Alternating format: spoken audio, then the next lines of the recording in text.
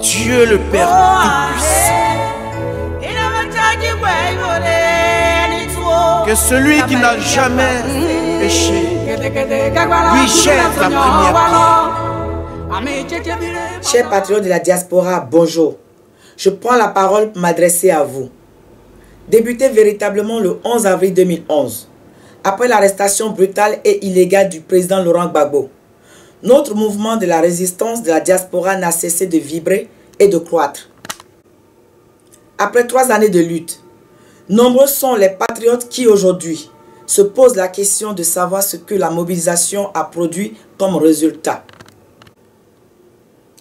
Le président démocratiquement élu et constitutionnellement investi, son Excellence M.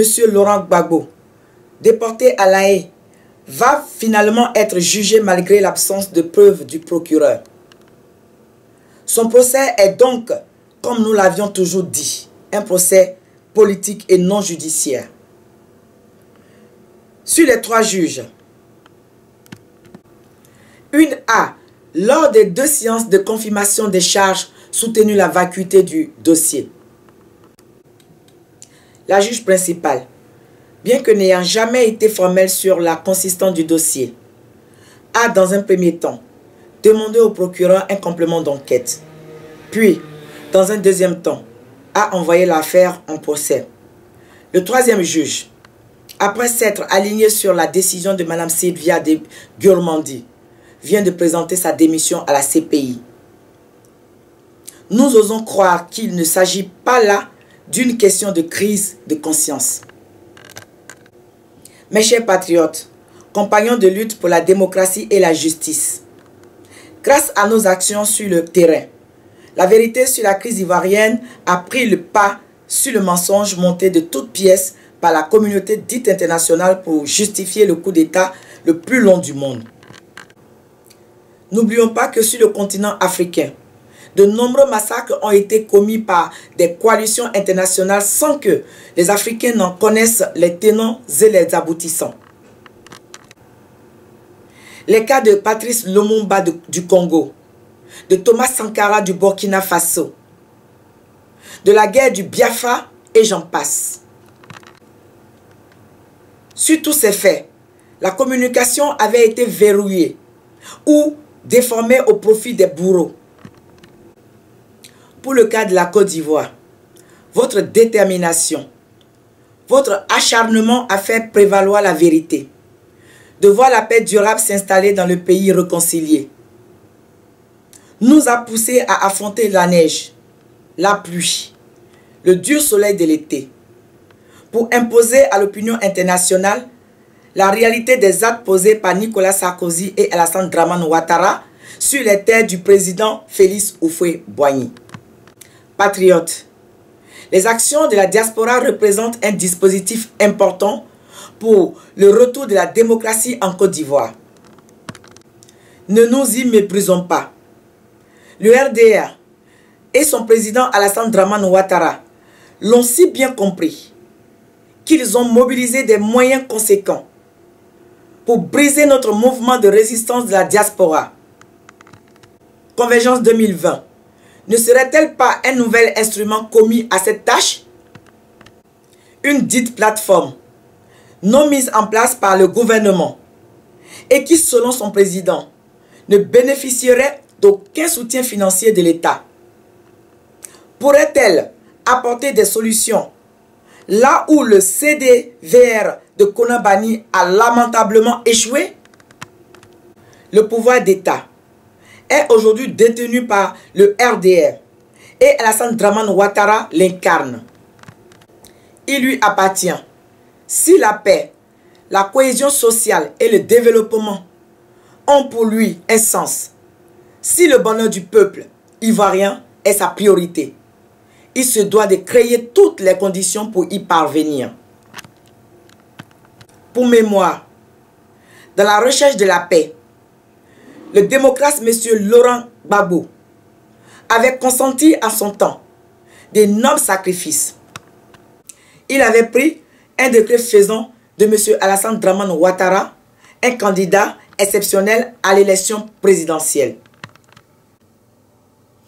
Il avait fait prendre une loi d'amnistie générale pour les auteurs du coup d'État de 2002. Soro Guillaume, le chef visible de la rébellion, est même devenu Premier ministre. M. Alassane Dramane Ouattara a aujourd'hui toute l'autorité nécessaire pour agir dans le même sens. C'est-à-dire de faire prendre une loi d'amnistie générale, de libérer tous les prisonniers politiques, de favoriser le retour des exilés politiques, de faire libérer le président Laurent Gbagbo et Charles Blé Goudé. Le gouvernement a en face de lui des partis politiques d'opposition pour débattre de tous les sujets et de trouver des solutions politiques pour le bien-être des Ivoiriens. La diaspora n'est pas un parti politique. Les désirs des mouvements patriotiques sont connus de tous.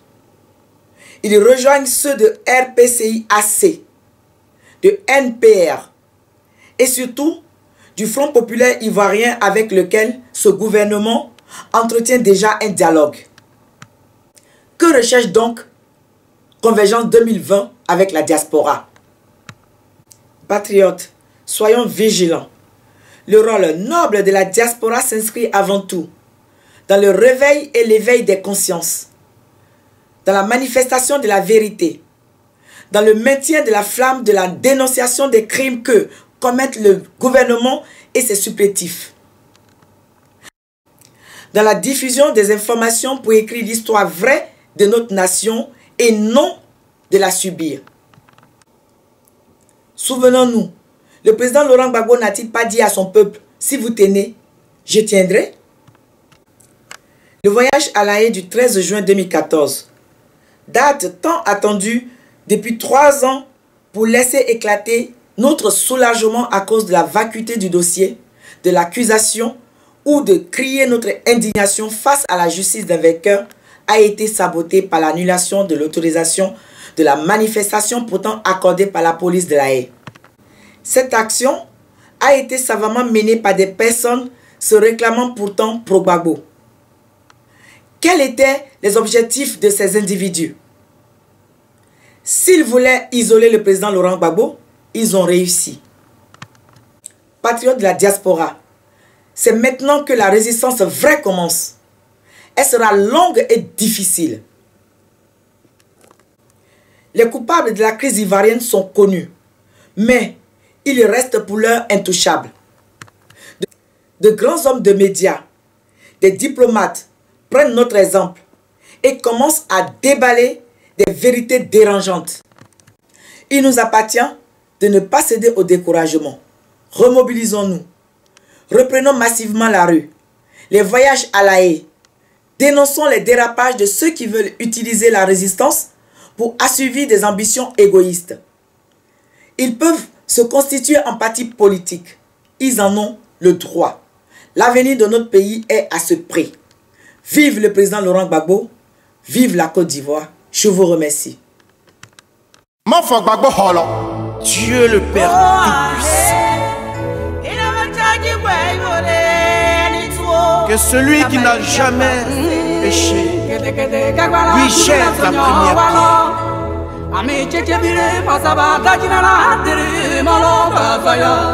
Jesus.